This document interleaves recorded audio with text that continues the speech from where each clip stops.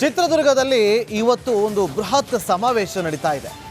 ಆ ಸಮಾವೇಶದಲ್ಲಿ ಜಾತಿ ಜನಗಣತಿ ವರದಿ ಸ್ವೀಕಾರ ಆಗಬೇಕು ಅಂತೇಳಿ ಆಗ್ರಹ ಕೇಳಿ ಬಂದಿತ್ತು.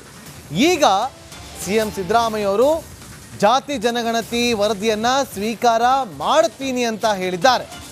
ಶೋಷಿತರ ಜಾಗೃತಿ ಸಮಾವೇಶದಲ್ಲಿ ಸಿಎಂ ಈ ಬಗ್ಗೆ ಘೋಷಣೆ ಮಾಡಿದ್ದಾರೆ. ಚಿತ್ರದುರ್ಗದಲ್ಲಿ ನಡೆದಂತಹ ಶೋಷಿತರ ಜಾಗೃತಿ ಸಮಾವೇಶ ಕಾರ್ಯಕ್ರಮದಲ್ಲಿ ನಾನು ಯಾವ ಧರ್ಮ ಜಾತಿಯ ವಿರೋಧಿ ಕೂಡ ಅಲ್ಲ, ನಾನು ಎಲ್ಲ ವರ್ಗದ ಪರ ಇದ್ದೇನೆ ಅಂತ ಸಿದ್ದರಾಮಯ್ಯ ಅವರು ಹೇಳಿಕೆಯನ್ನ ಕೊಡೋ ಮೂಲಕ ವರದಿಯಲ್ಲಿ ವ್ಯತ್ಯಾಸ ಇದ್ರೆ ಸರಿಪಡಿಸ್ತೀನಿ, ವರದಿ ಸ್ವೀಕಾರ ಶತಸಿದ್ಧ ಅಂತೇಳಿ ಸಿದ್ದರಾಮಯ್ಯ ಅವರು ಬಹಿರಂಗವಾಗಿ ಸಮಾವೇಶವನ್ನ ಉದ್ದೇಶಿಸಿ ಮಾತನಾಡುವಾಗ ಈ ಹೇಳಿಕೆಯನ್ನ ಕೊಟ್ಟಿದ್ದಾರೆ.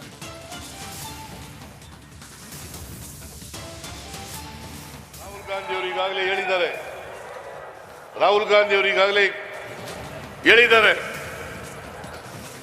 ನಮ್ಮ ಪಕ್ಷ ಅಧಿಕಾರಕ್ಕೆ ಬಂದರೆ ಕೇಂದ್ರದಲ್ಲಿ ಎಲ್ಲ ರಾಜ್ಯಗಳಲ್ಲೂ ಕೂಡ ಜಾತಿ ಗಣತಿಯನ್ನ ಮಾಡಿಸ್ತೇವೆ ಅಂತಕ್ಕಂಥ ಮಾತುಗಳನ್ನು ಹೇಳಿದ್ದಾರೆ.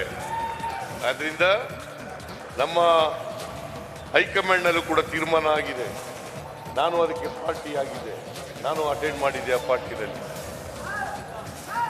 ಅದರಿಂದ ನೀವು ಕೊಟ್ಟಿರ್ತಕ್ಕಂಥ ಅನೇಕ ಡಿಮ್ಯಾಂಡ್ಗಳು ಅದಕ್ಕೆ ನನ್ನ ಸಹಮತ ಇದೆ. ಆದರೆ ನಿಮ್ಗೆಲ್ಲ ಗೊತ್ತಿದೆ, ಪ್ರಜಾಪ್ರಭುತ್ವ ವ್ಯವಸ್ಥೆಯಲ್ಲಿ I am not A dictator. ಸಮಾಜದಲ್ಲಿ ಅಲ್ಲ, ಕ್ಯಾಬಿನೆಟ್ನಲ್ಲಿ ಅದನ್ನು ಇಟ್ಟು ಸಮಾಲೋಚನೆ ಮಾಡಿ ಚರ್ಚೆ ಮಾಡಿ ತೀರ್ಮಾನ ಮಾಡಬೇಕಾಗ್ತದೆ. ಇದನ್ನ ನಾನು ಮಾಡ್ತೇನೆ ಅಂತಕ್ಕಂಥ ಮಾತುಗಳನ್ನು ಹೇಳಿ ನಾನು ಯಾವಾಗಲೂ ಕೂಡ ನಿಮ್ಮ ಪರವಾಗಿರ್ತೇನೆ. ರಾಜಕೀಯ ಅಧಿಕಾರ ಇರಲಿ ಇಲ್ಲದೆ ಹೋಗ್ಲಿ.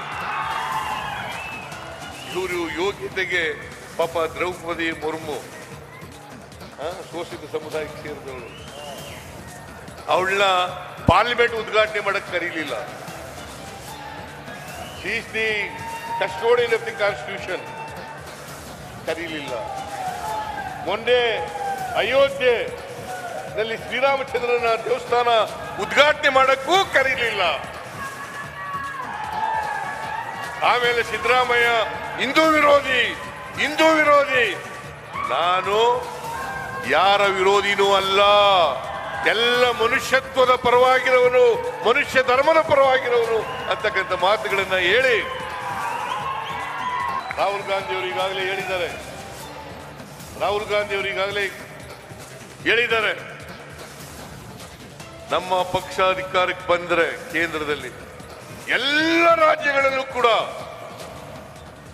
ಜಾತಿ ಗಣತಿಯನ್ನ ಮಾಡಿಸ್ತೇವೆ ಅಂತಕ್ಕಂಥ ಮಾತುಗಳನ್ನು ಹೇಳಿದ್ದಾರೆ.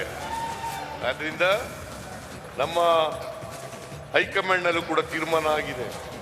ನಾನು ಅದಕ್ಕೆ ಪಾರ್ಟಿ ಆಗಿದೆ, ನಾನು ಅಟೆಂಡ್ ಮಾಡಿದ್ದೆ ಆ ಪಾರ್ಟಿನಲ್ಲಿ. ಅದರಿಂದ ನೀವು ಕೊಟ್ಟಿರ್ತಕ್ಕಂಥ ಅನೇಕ ಡಿಮ್ಯಾಂಡ್ಗಳು ಅದಕ್ಕೆ ನನ್ನ ಸಹಮತ ಇದೆ.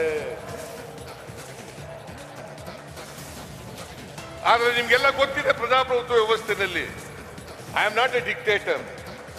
ಸಮಾಜದಲ್ಲಿ ಅಲ್ಲ, ಕ್ಯಾಬಿನೆಟ್ನಲ್ಲಿ ಅದನ್ನು ಇಟ್ಟು ಸಮಾಲೋಚನೆ ಮಾಡಿ ಚರ್ಚೆ ಮಾಡಿ ತೀರ್ಮಾನ ಮಾಡಬೇಕಾಗ್ತದೆ.